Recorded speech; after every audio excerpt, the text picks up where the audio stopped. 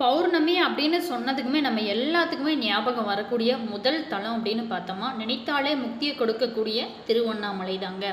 அது மாதிரி இந்த பல்வேறான சிறப்புகளை பெற்றிருக்கக்கூடிய இந்த திருவண்ணாமலையில் கிரிவலம் வழிபாடு செய்வது அப்படிங்கிறது ரொம்ப ரொம்ப சிறந்தது.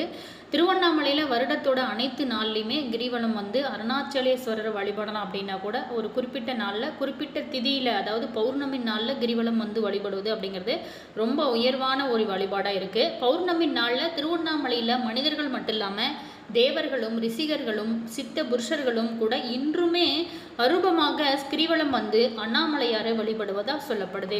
இப்படிப்பட்ட அற்புதம் நிறைந்த இந்த திருவண்ணாமலை கிரிவலம் நம்ம வரக்கூடிய 28/8/2026 அன்று வரக்கூடிய இந்த பௌர்ணமி நாளில் நம்ம கிரிவலம் போகலாமா வேணாமா?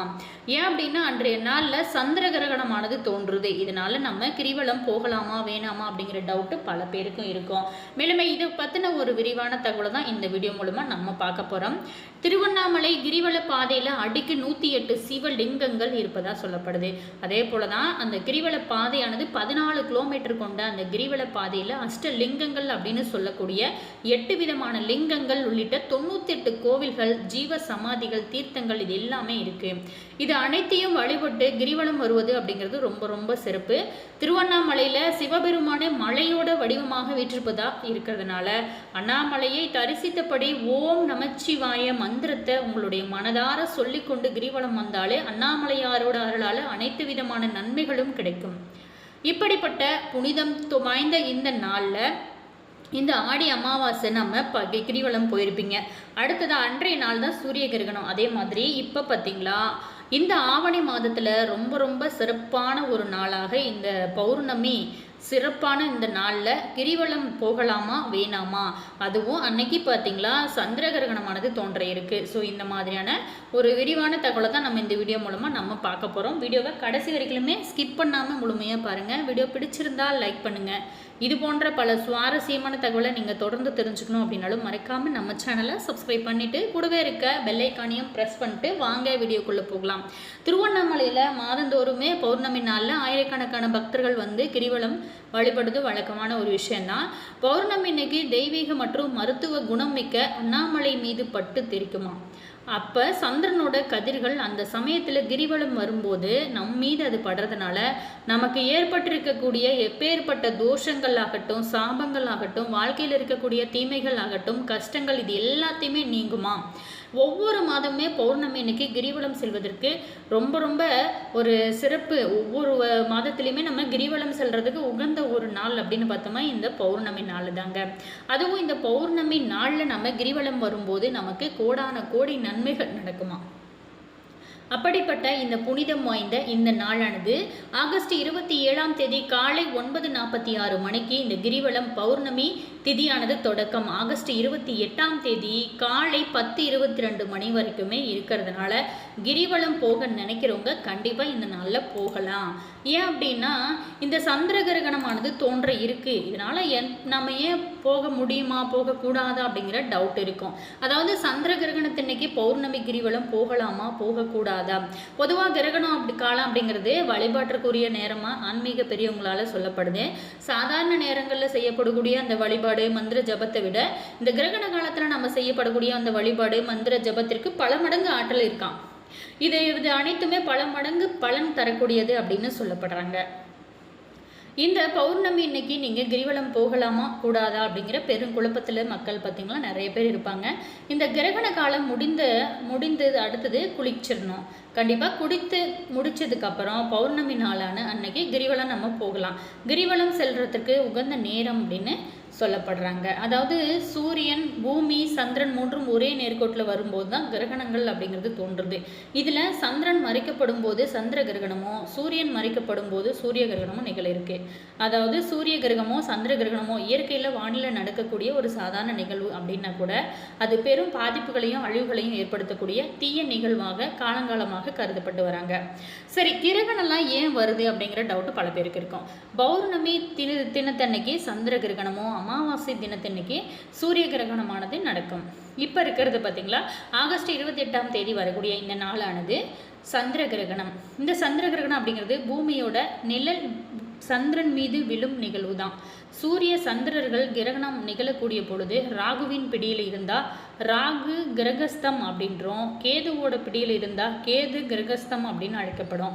கிரகணம் எல்லா நாடுகளுக்கும் ஒரே நேரத்தில் தென்படாது, வெவ்வேறு நேரங்களில் தான் தென்படுமா. கிரகணத்தின் போது புவி மேற்பரப்பில் வெளிச்சம் குறைவதை காண முடியும். சந்திர கிரகணமானது உருவான கதையை பார்க்க போகிறோங்க. சந்திர கிரகணம் புராண கதை. சந்திரன் தான் செஞ்ச பாவத்தோட காரணத்தினால அவருக்கு ராகு தோஷமானது ஏற்படுகிறதாம். இதனால ராகு, அதாவது ராகுன்னா பாம்பு, அவரை பிடித்து விழுங்க நினைக்கிறாராம். ஆனால் சந்திரன் சிவபெருமான பிரார்த்தித்து ஸ்லோகங்கள் சொல்ல இறைவன் பார்த்திங்களா சந்திரனுக்கு அருள் கொடுக்குறாங்க. சந்திரனுக்கு இருந்த அந்த ராகு தோஷம் நீங்குது.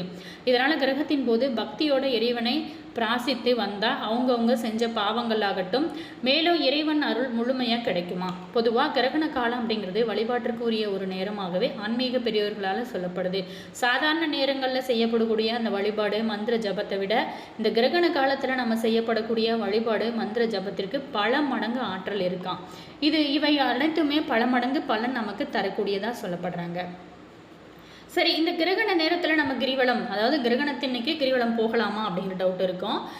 இப்போ நிகழக்கூடிய இந்த சந்திர கிரகணமானது இந்திய நேரத்தின்படி ஆகஸ்ட் மாதம் 28ஆம் தேதி காலை 6:53 மணிக்கு தொடங்கி மதியம் 12:32 மணிக்கு முடிவடைய இருக்கு. ஸோ இந்த கிரகண கால அளவுன்னு பார்த்தோமா ஒரு கிட்டத்தட்ட 5 மணி நேரம் 39 நிமிடங்கள் வரை நீடிக்க இருக்கு.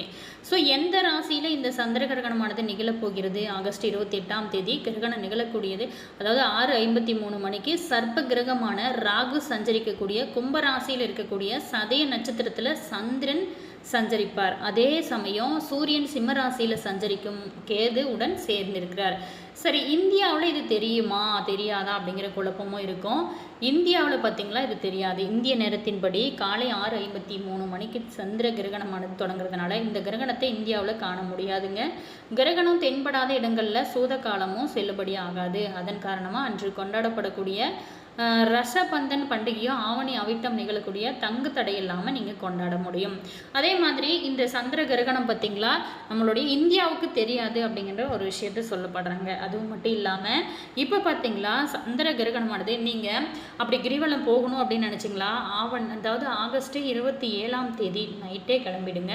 அடுத்ததாக விடிய விடிய கிரிவலம் வரலாம். அடுத்து காலை 6:53 மணிக்கு தான் இந்த சந்திர கிரகணமானது தொடங்குறதுனால அதற்கு முன்னாடியே நீங்கள் கிரிவலம் முடிச்சிடலாம். அதனால் கண்டிப்பாக போகணும்னு நினைக்கிறேங்க, போகலாம்.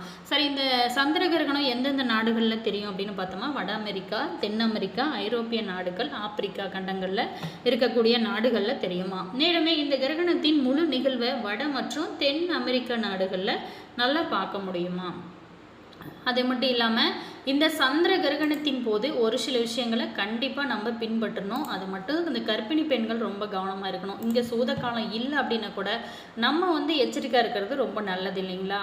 சரி, கிரகண நேரத்தில் நம்ம என்னெல்லாம் செய்யலாம்? யோகத்தை அதிக அளவில் தரக்கூடியது அப்படிங்கிறதுனால தான் சந்திர கிரகண நேரத்தில் நம்ம இறைவனோட திருநாமத்தை ஜெபித்து வந்தாலே நம்மளோட பாவங்கள் முழுமையாக நீங்குமா. மந்திரங்களில் எல்லாமே உயர்வானதாக சொல்லப்படக்கூடிய அந்த காயத்ரி மந்திரத்தை நம்ம ஜபம் செய்யலாங்க. அதாவது காயத்ரி மந்திரம் ஓம் புவன் சிவ், அதே மாதிரி தத் விபுடு வரண்யம் பர்கோ தேவஷ்ய தீமஹி தியோ ஹோனகே பிரதோஷாத்.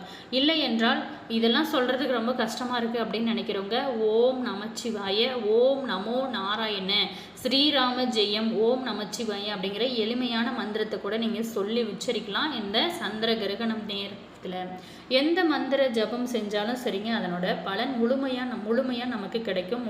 முழுமையான மனதோடு நீங்கள் சொல்லும்போது.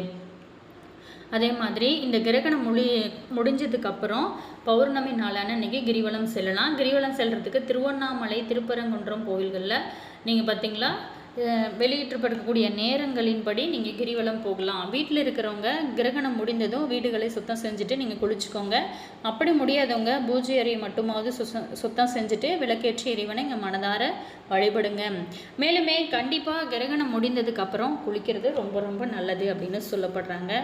முடிஞ்சவங்க கண்டிப்பாக இதை ட்ரை பண்ணி பாருங்கள். பௌர்ணமி அப்படிங்களாலே முழுமையான சந்திர ஒளி அந்த நாளில் திருவண்ணாமலை அண்ணாமலையாரை நினைத்து கிரிவலம் செல்வது, சிவனை வணங்கி மனதில் வேண்டுதல் வைப்பது, இந்த மாதிரியான ஆன்மீக மரபில் ரொம்ப முக்கியத்துவம் பெற்றதாக இருக்குது. அதுவும் பார்த்தோமா பௌர்ணமி அப்படிங்கிறது சந்திரன் முழுமையாக தோன்றக்கூடிய ஒரு நாள். திருவண்ணாமலைக்கு பௌர்ணமி தினத்தில் ஆயிரக்கணக்கான பக்தர்கள் வருவதற்கு முக்கியமான காரணம் என்ன அப்படின்னா, அண்ணாமலையாரை தரிசனம் மற்றும் அருணாச்சல மலையை சுற்றி கிரிவலம் வருவது அப்படின்னு சொல்லப்படுறாங்க. மலையை சுற்றுவது மட்டும் கிரிவலம் கிடையாது, சிவனை நினைச்சு கொண்டு மனதை ஒருமுகப்படுத்தி நடப்பது தான் உண்மையான கிரிவலம். அதே மாதிரி பௌர்ணமி திதியானது ரொம்ப ரொம்ப சிறப்பு வாய்ந்த ஒரு திதி. பொதுவாகவே பகல் வெப்பத்தை விட மாலை மற்றும் இரவு நேரங்களில் கிரிவலம் செல்வது பல பக்தர்களுக்கு வசதியாக இருக்குமா. பௌர்ணமி இரவில் சந்திர ஒளியில் அருணாச்சல மலையை சுற்றி செல்வது பக்தர்களாக சிறப்பாக அனுபவிக்கப்படுகிறது. ஆனால் ஒரே ஒரு மணி நேரம் தான் சிறந்த நேரம் அப்படின்னு சொல்ல முடியாது. கிரிவலத்திற்கு முக்கியமானது பௌர்ணமி திதி, உங்களோட உடல்நிலை, அதே மாதிரி கோயில் நிர்வாக அறிவுறுத்தல்கள். கிரிவலத்தை தொடங்குவதற்கு முன்னாடி திருவண்ணாமலை அண்ணாமலையார் மற்றும் உண்ணாமலையானை தரிசனம் செய்வது ரொம்ப ரொம்ப சிறப்பான ஒரு விஷயம். அதே மட்டும் இல்லாமல் மனதார நீங்கள் செய்யக்கூடிய ஒவ்வொரு விஷயமும் ரொம்ப சிறப்பு தான். மனதார நீங்கள் அருணாச்சலேஸ்வரரை நினச்சி கொண்டு கிரிவலம் போங்க, நல்லதே நடக்கும். கிரிவலம் அப்படிங்கிறதே உடலால் செய்யக்கூடிய ஒரு நடைப்பயணம் மட்டும் இல்லை, நாம் நடக்கும் ஒவ்வொரு அடியிலும் இறைவனை நினைப்பது ரொம்ப முக்கியம். மனதில் கோபம் இருந்தால் அதை விட்டு விட வேணும் அப்படின்னு சொல்லிட்டு வேண்டிக்கோங்க. பழைய கவலைகளை நினச்சி கொண்டு நடப்பதை விட, இறைவா எனக்கு நீ தான் சரியான பாதையை காட்ட வேணும் அப்படிங்கிற எண்ணத்தோடு நடக்கலாம். கிரிவலத்தின் போது தேவையில்லாத பேச்சு மட்டும் குறைச்சிக்கிறது ரொம்ப நல்லது. சிவ மந்திரத்தை உச்சரித்தபடி மனதிற்கு அமைதியை தரக்கூடிய ஆன்மீக பேச்சாக இது இருக்கலாம். அதே மாதிரி இந்த 8 லிங்கங்களையும் பக்தர்கள் வழிபட்டு வர்றது ரொம்ப நல்லது. கிரிவல பாதையில் இருக்கக்கூடிய அந்த அஷ்டலிங்கங்கள், இந்திரலிங்கம், அக்னிலிங்கம், யமலிங்கம், நிருதிலிங்கம், வருணலிங்கம், வாயுலிங்கம், குபேரலிங்கம், ஈசான்ய லிங்கம், ஒவ்வொரு லிங்கத்தையும் தரிசிக்கும் போது அவசரமாக ஓடாமல் சில நொடிகள் நின்று மனதார இறைவனை நினைச்சு பிரார்த்தனை செய்கிறது ரொம்ப நல்லது. அதே மட்டும் இல்லாமல் இந்த கிரிவலம் செல்வது அப்படிங்கிறது ரொம்ப ரொம்ப நல்ல ஒரு விஷயம். ஓம் நமச்சிவாய. இந்த வீடியோ பிடிச்சிருந்தால் லைக் பண்ணுங்கள், கமெண்ட் பண்ணுங்கள், ஷேர் பண்ணுங்கள். இது போன்ற பல சுவாரஸ்யமான தகவலை தெரிஞ்சுக்கணும் அப்படின்னாலும் மறக்காமல் நான் இனியவள் உற்சாகம் சேனலை சப்ஸ்கிரைப் பண்ணிக்கோங்க. தேங்க்யூ. உங்களோட கருத்து என்ன அப்படிங்கிறத மறக்காமல் கமெண்ட்ஸில் சொல்லுங்கள். நீங்கள் கிரிவலம் போக போகிறீங்களா அப்படிங்கிறதையும் மறக்காமல் எங்களோட கமெண்ட் பாக்ஸ் ஷேர் பண்ணிக்கோங்க. தேங்க்யூ.